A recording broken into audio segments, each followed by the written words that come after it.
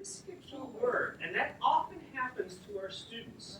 They don't speak the same language as us, and we say exactly what we mean, and they hear exactly what they think they're supposed to hear, and there was a key word missing.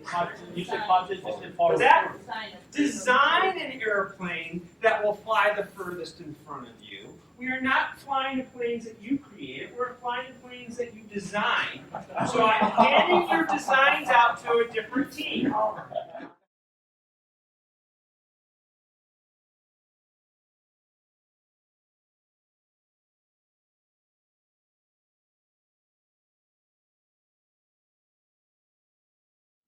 But based off their design, this is what we are flying.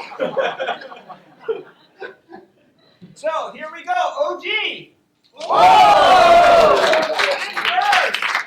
Team OG, step forward, please. So we have an unfair advantage because there's three of us to work on this here. I will be introducing, this is Gawin, and this is Aaron, and we all have relatively similar background as far as our departments for integrated natural science, physical science departments. These two are involved in teaching not only the physics course components, but also looking at physical science courses as well, and astronomy for Aaron and astronomy.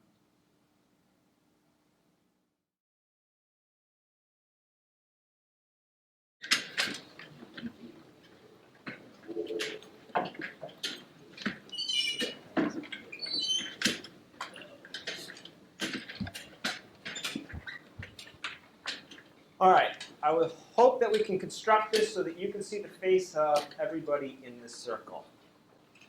All right, so if you have to adjust yourself, it's usually the person one away from you that's the hardest to see. So if you look one extra person away, skip one person, if you can see their face, then we're okay.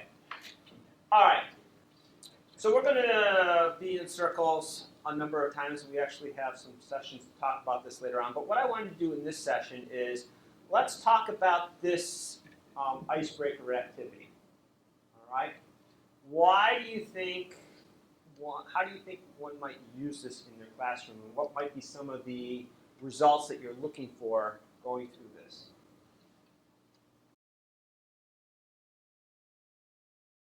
They're going to be working with teams, you know, and so this is kind of we've got a team now here, and I think it's really important because this stuff is too hard in some classes. It's too hard to try to do it all by yourself sometimes. And so knowing that you've got somebody who's going to help you out, I think is going to help out.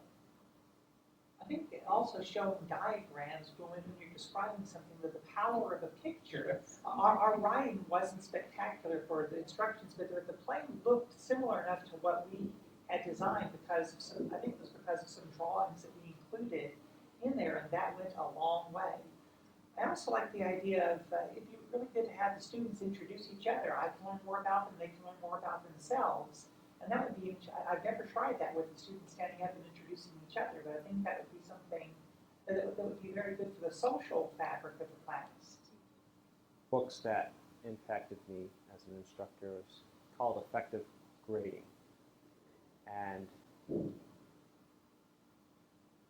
it allows me, through the study of that book, I came to the realization that I don't have to necessarily grade everything. It's not the best use of my time. And procedures is something that I oftentimes have my students write. And I can tell you that it used to be that first procedure took a long time to grade. It was no fun for me. It was no fun for them getting it back all bloodied up. And even as bloodied up as I made their papers, I don't think I was as harsh as their classmates are in this exercise. And so, I mean, these planes didn't look great, but did you come away feeling awful? Not as awful as when you got a lab score back that was like an F because it was awful.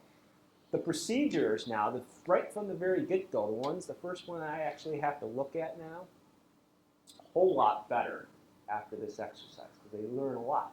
So we then would spend, after kind of talking about the point of the exercise, then we would kind of talk about, and the group would come up without me having to tell them, what are the aspects of effectively communicating and writing these type of directions. And they would create basically the steps that they need to do when they are writing the procedure. And so it's just a different way, trying to take me out of the equation, putting them in to come up with it. So it kind of serves multiple purposes. I could also see with this, giving a completion grade for it, to just checking off that they've done it, and so that they engage in the exercise, they do what they get out of it, and they don't have to worry about, is it going to be perfect, what's he or she going to pick off for, but they complete it, they work diligently on it, and then you just check it off, okay, and then you give them a certain number of points as a completion grade, rather than having to go through and scrutinize every sentence and put all this red all over it. But that's the way that if you wanted to still get academic credit for it, you could, but that you could still use your time in more profitable ways. And it's just an idea about how I think that has to fit in with your personal grading style. Oh, how sure. you're doing it. Sure. So. Can I throw a question out there? 'Cause based on my experience, I just find it frustrating to read students' procedures, and I don't necessarily know that they get a lot out of it. Not that they can't get a lot out of it, but so many students just seem to copy whatever's in the lab manual. And this year, I just decided I wasn't even going to put an emphasis on that and make them do procedures. Instead, I put an emphasis on them drawing conclusions based on their analysis.